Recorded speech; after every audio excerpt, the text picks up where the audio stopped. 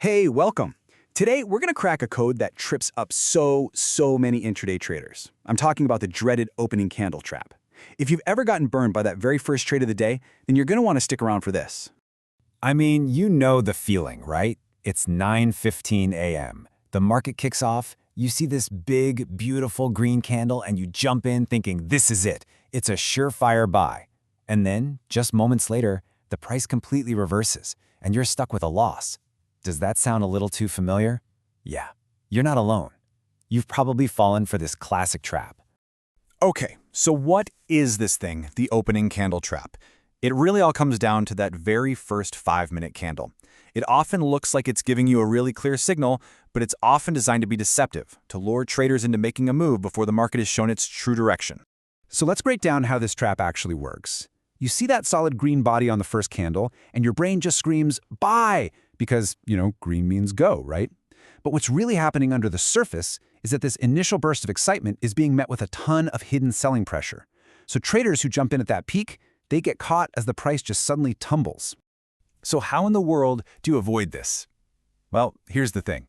The secret, it isn't in the color, it's not even in the body of the candle. It's in the part that most traders completely, totally ignore. The wicks. Yep, those little lines sticking out from the top and bottom, they tell the real story. You've got to totally reframe how you think about this. We're all trained to just look at the main colored body. But the real intelligence, the actual story of who's winning the battle between buyers and sellers, it's all written right there in those wicks. You can think of them as the footprints of all the buying and selling pressure. So it really just boils down to two key forces. You see a long wick at the bottom? That means buyers saw the price dip and they stepped in aggressively to push it right back up. That's buying pressure. On the flip side, a long wick at the top means sellers took control at the peak and just hammered the price down. That's selling pressure. And here's the absolute key. The longer that wick, the stronger the pressure. It's that simple. Okay, so now that we get that, let's look at how this actually plays out in 3 very distinct scenarios you'll see almost every single morning. And trust me, learning to spot these 3 is going to be the difference between a great trade and a really bad one. All right, first up, we have the most straightforward one, the strong buyer. This is a solid green candle with really small wicks on both sides. This basically tells you that buyers were in control from the start of the candle to the finish.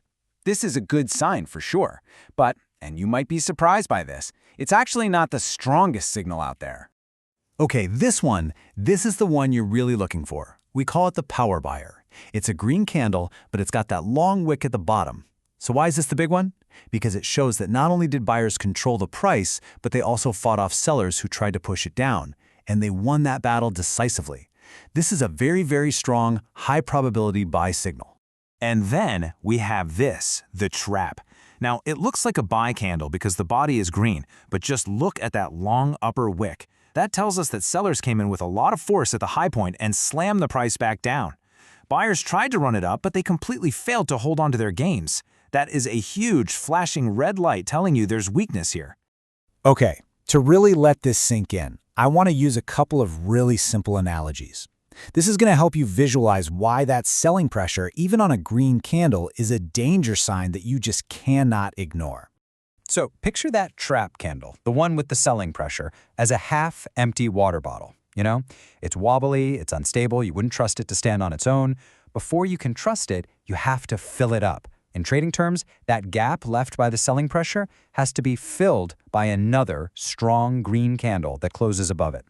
Only when that bottle is full, when that gap is filled, do you have a stable, confirmed signal you can actually trade on. All right, but what happens when you see long wicks on both the top and the bottom? Well, that's just a classic tug-of-war. It's literally buyers pulling one way, sellers pulling the other, and nobody is winning. The market is basically shouting at you, hey, stay out. We haven't figured out where we're going yet. Okay, so all this theory is great, right? But how do we actually turn this into a concrete trading plan? Let's break down the exact actions you need to take for each of these scenarios. Think of this as your new rulebook for the first 5 minutes of the day. This table pretty much lays it all out. When you see that power buyer, the one with that awesome buying pressure wick at the bottom, that's your green light. You can trade that immediately. For the strong buyer, it's still a good signal, but you go in with a bit more caution. But what about the trap? The one with the long upper wick showing selling pressure? Your action here is dead simple. You do not trade. Seriously, just wait for the next candle to confirm what's really going on. And what about that tug-of-war candle we talked about? The rule here is just one word: patience. Look, when the market itself doesn't know where it's going, your job is to sit on your hands and just wait. You only enter a trade after the price clearly breaks out above the high or below the low of that first indecisive candle. So look, if there's just one thing you take away from all this, please let it be this. Stop getting hypnotized by the color of the candle. The real intelligence, the actual story of strength and weakness, is hidden in plain sight, and it's in the wicks. Because learning to read that story, that's what separates the traders who consistently make good decisions from the ones who just keep getting caught in these traps. So the next time the market opens, what are you going to see? Just the color or the story? So trade smart, everyone. Thanks for hanging out with me.